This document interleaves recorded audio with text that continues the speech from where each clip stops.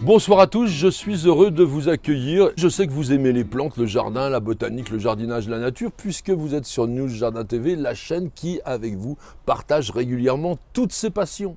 Nous vous accueillons dans notre petit jardin, au milieu de plantes qui sont assez délirantes, comme par exemple à côté de moi, on a un Schizophragma hydrangéoides. Et oui, c'est une sorte d'hortensia grimpant, il y a beaucoup de plantes un petit peu exotiques.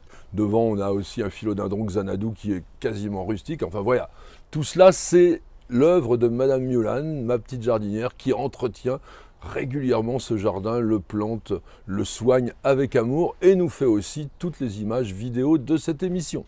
Et ce soir, nous vous recevons pour le numéro 210 de notre émission journalière Le Quotidien du Jardin, cette émission qui vous est laissée à disposition gratuite pendant au moins 24 heures. Le principe de cette émission, c'est que je réponde chaque soir à l'une de vos questions, alors continuez à nous en envoyer, soit sur le mail, soit sur le site internet, soit dans vos commentaires sur YouTube. Elles sont très variées, très intéressantes. Et ce soir, c'est celle de Nicolas A que nous avons choisie avec Nicole.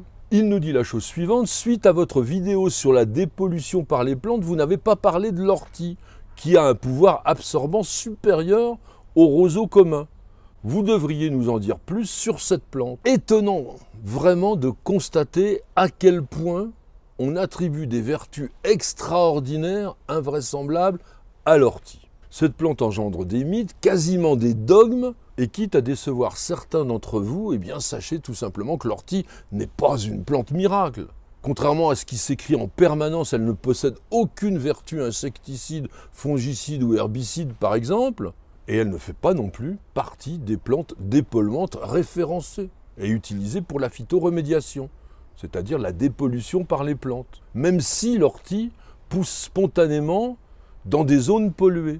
Ceci étant, l'ortie, ou plutôt les orties, sont des plantes tout à fait intéressantes et qui méritent bien que nous leur consacrions aujourd'hui une émission entière.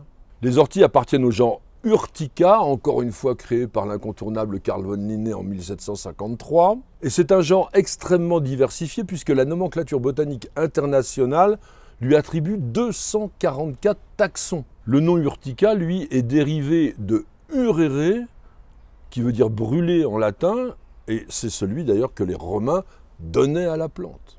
Le genre Urtica a donné son nom à la famille des Urticacées, créée en 1789 par Antoine Laurent de Jussieu, et qui compte une soixantaine de genres et plus de 2600 espèces, beaucoup sont tropicales. Et c'est pourquoi les jardiniers européens connaissent peu d'urticacées, hormis la ramie par exemple, Boehmeria nivea, qui est une plante textile et papetière à la fois, les piléas que l'on cultive couramment pour leurs feuilles ornementales en tant que plante d'intérieur, et puis les lexines, Solerolia solerolii, qui est une toute petite plante couvre-sol qui a l'aspect de la mousse et qui peut remplacer le gazon dans des petits endroits, dans les rocailles par exemple, entre les dallages, très mignonne, mais délicate. Et puis je voudrais saluer nos amis qui nous suivent depuis La Réunion parce qu'ils connaissent sans doute Boehmeria stipularis, qui est un arbuste totalement endémique de cette belle île et qui est là-bas nommé la grande ortie ou le bois de source blanc. En France, les orties sont représentées par deux espèces. On a Urtica dioica, l'ortie commune, et Urtica urens, l'ortie brûlante ou petite ortie. Les deux plantes diffèrent par leur aspect, en revanche leurs propriétés sont identiques. Commençons par Urtica dioica, décrit et nommé par Linné en 1753. C'est une espèce européenne qui a colonisé toutes les régions tempérées du globe. Et du coup, on compte officiellement 23 sous-espèces d'Urtica dioica. Ce sont des plantes qui vivent depuis le niveau de la mer jusqu'à 2400 mètres d'altitude. Vous voyez leur faculté d'adaptation. Comme son nom d'espèce l'indique, il existe des plants d'ortie avec uniquement des fleurs mâles et d'autres uniquement avec des fleurs femelles, la floraison intervenant entre juillet et septembre. Urtica dioica est une plante vivace, herbacée, stolonifère dont toute la partie souterraine est jaune. La plante mesure entre 80 cm de haut et 2 mètres et l'ensemble de la partie aérienne disparaît au cours de l'hiver. Elle nous forme une tige droite, raide, avec des feuilles opposées de 8 à 20 cm de long. Ces feuilles sont cordiformes à la base, pointues vers l'extrémité et surtout crénelées sur les bords. Les inflorescences apparaissent à l'aisselle des feuilles. Elles sont situées toujours à l'extrémité de la tige. Les fleurs mâles sont jaune verdâtres ou brun violacé et les fleurs femelles plutôt vertes ou blanches. C'est pas très décoratif. Urtica urens, qui a été décrit et nommé par Linné en 1753, comme d'habitude si je puis dire, est aussi dénommée la petite ortie ou l'ortie brûlante. C'est une plante qui ne dépasse pas 60 cm de hauteur et au contraire de la grande ortie, qui je vous le rappelle est une vivace, celle-ci est une annuelle. Sa racine est pivotante et elle porte des grappes de fleurs unisexuées sur la même plante.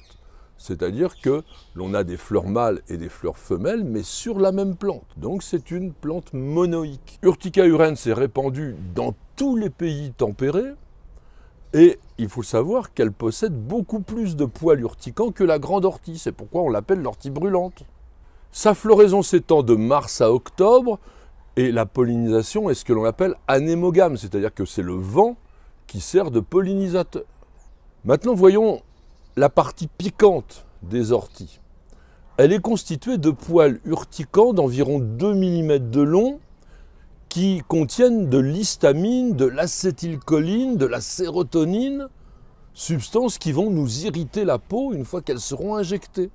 Et pour cela, les orties possèdent à l'extrémité de leurs poils une pointe en silice très acérée qui va facilement pénétrer la peau. Et cette pointe, elle est aussi fragile que du verre, elle casse tout de suite, un peu comme une ampoule de médicaments que l'on brise. Et ensuite, le poil agit comme une seringue épidermique en injectant les poisons qu'il contient. Toutes les orties sont des plantes dites rudérales, c'est-à-dire des végétaux qui poussent dans les décombres, dans les endroits non cultivés. Mais les orties apprécient tout particulièrement les sols riches en azote et en phosphore notamment. Sur le plan écologique, les orties servent de nourriture à de très nombreuses larves de papillons, donc des chenilles, notamment celles du très joli paon de jour, Aglaïsio, ou même du papillon de nuit que l'on appelle l'écaille martre, Arctia caja. Alors bien sûr, en tant que jardinier, on ne peut pas passer à côté du fameux purin d'ortie. Il est souvent présenté comme une sorte de panacée, il ne faut quand même pas exagéré. C'est assurément un excellent engrais organique qui est riche en azote, en potasse, en fer et en oligo-éléments et qui joue un rôle que l'on appelle éliciteur, c'est-à-dire qu'il va renforcer les défenses naturelles de la plante. En revanche, l'effet insecticide, fongicide, herbicide qu'on lui attribue parfois est totalement pipeau, bidon. Éventuellement, ça peut agir peut-être comme un répulsif lorsqu'on pulvérise le purin sur les pucerons, mais si vous faites la même chose avec de l'eau, c'est pareil. Je vous conseille de mettre les orties sur le tas de compost, parce qu'elles vont jouer un rôle accélérateur de la décomposition. Et vous pouvez aussi hacher les orties et les utiliser en paillage direct, parce que ça facilite l'assimilation du fer par les racines. Ça, c'est vrai. Et donc, c'est particulièrement intéressant en sol calcaire, parce que ça va éviter la fameuse chlorose, le jaunissement des feuilles. Les feuilles des orties sont comestibles et elles sont consommées comme des épinards crus ou cuites, ou bien en potage, en purée, en pesto.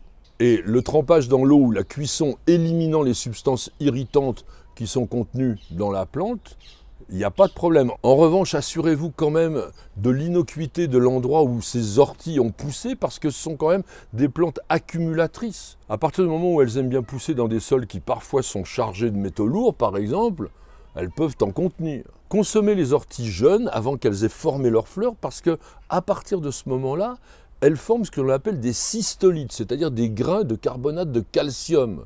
Et ces derniers peuvent provoquer des problèmes au niveau des voies urinaires et irriter les reins.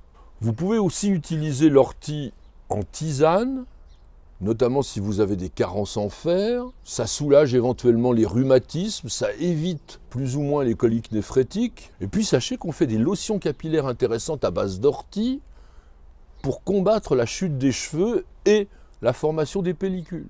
Ça, c'est assez efficace. Attention aussi, l'ortie n'a pas que des vertus, c'est aussi l'hôte d'un champignon pathogène qu'on appelle le Phoma herbarum, qui infecte certaines plantes du jardin, par exemple l'alchémie, la corbeille d'argent, le gazon d'Espagne, la giroflée, l'oseille, le thym. Et puis je voudrais quand même terminer avec un clin d'œil. Sachez qu'à Bridport, dans le Dorset, en Angleterre, se déroule chaque année depuis 1986 le championnat mondial de consommation d'ortie. Cette année, il aura lieu le 24 juin. Et ça attire des milliers de personnes, parce que c'est assez spectaculaire. Les concurrents reçoivent des tiges de 60 cm, tiges avec feuilles bien sûr, et ils doivent arracher manuellement les feuilles et les manger crues.